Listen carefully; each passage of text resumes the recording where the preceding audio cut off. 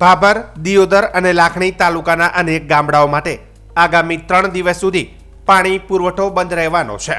નર્મદા મુખ્ય નહેર આધારિત જૂથ પાણી પુરવઠા યોજના અંતર્ગત શામલા ખાતે આવેલા વીટીપી એટલે કે વોટર ટ્રીટમેન્ટ પ્લાન્ટની રિપેરિંગ કામગીરી હાથ ધરવામાં આવતા પાણીનો કાપનો નિર્ણય લેવાયો છે.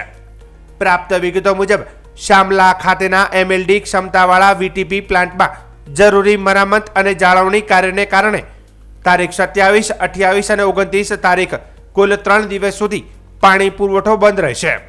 આ દરમિયાન ભાભર, દિયોદર અને લાખણી તાલુકાના કુલ 97 ગામો તેમજ 2 શહેરોને અસર થવાની છે. પાણી પુરવઠા વિભાગ દ્વારા આ અંગે નોટિસ જાહેર કરી ગ્રામ પંચાયતોને પત્ર મારફતે જાણ કરવામાં આવ્યું છે. વિભાગે ગ્રામ પંચાયતોને આગોતરા આયોજન કરવા, જરૂરિયાત મુજબ પાણીનો જથ્થો સંગ્રહ કરી લેવા તેમજ વૈકલ્પિક વ્યવસ્થા સુચારુ રાખવા સૂચના આપી છે. પાણી કાપ દરમિયાન લોકોને તકલીફ ન પડે તે માટે સ્થાનિક તંત્ર દ્વારા ટેન્કર સહિતના વિકલ્પો પર વિચાર કરવા અપીલ કરવામાં આવી છે. રિપેરિંગ કામ પૂર્ણ થયા ફરીથી નિયમિત પાણી પુરવઠો શરૂ કરવામાં આવશે તેવી માહિતી પણ પાણી પુરવઠા વિભાગે આપી છે.